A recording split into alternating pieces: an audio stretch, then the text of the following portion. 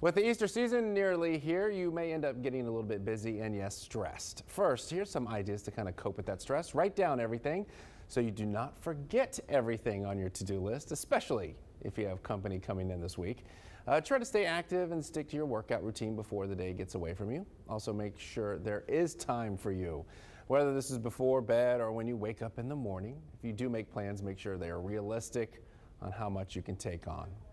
And getting caught up with all this stress and chaos of the holidays, it's all part of the fun, right?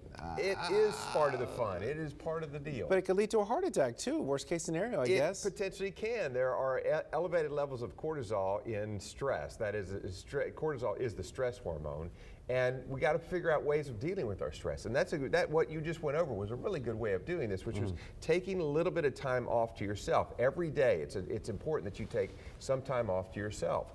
And whether or not you meditate or exercise or just kind of sit there and get your mind back together, it's very important to do that. That's the thing. I guess we put a lot on ourselves when family does come in or planning events, and we want to get it right. We want to get it perfect, and that's really, I guess, in all realistic life is unrealistic. Correct. There is no perfect person. There was one, and there is no perfect person now. You can be pretty good, but you can't be perfect. And it's time that you started backing off and saying, look, I'm going to try to do the best I can, and that takes a lot of the stress out of this. And so it's very important that you figure out how to do that. One of the things we were talking about when Carly was talking about the heat, how that can also affect your heart. There's just so many things going on. We know the weather will be a little bit warmer this week. So what are some of the warning signs that we should look out for? Well, I mean, certainly for those of you who are worried about having heart attacks and things, the biggest thing is the chest pain and chest pressure. That's what we all look for, and that is chest pain or chest pressure while you're doing something. If you're active, if you're out walking or out pushing something or moving,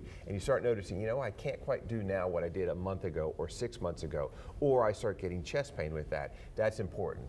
And I guess for the gentlemen out there, be sure to just let your wives know, hey, okay, I do feel a little correct. And hopefully they'll give you a little break if you need it. Same thing with women, is women do get heart attacks and women do have heart disease, and it's important that they understand that and not to put it off. The reason why women don't do as well after heart attacks is that they tend to put things off until after everything else is done. They generally, they're the caregivers of everybody else in the family and say, well, it's this, or man, it could be that, or maybe I could wait. Come on in.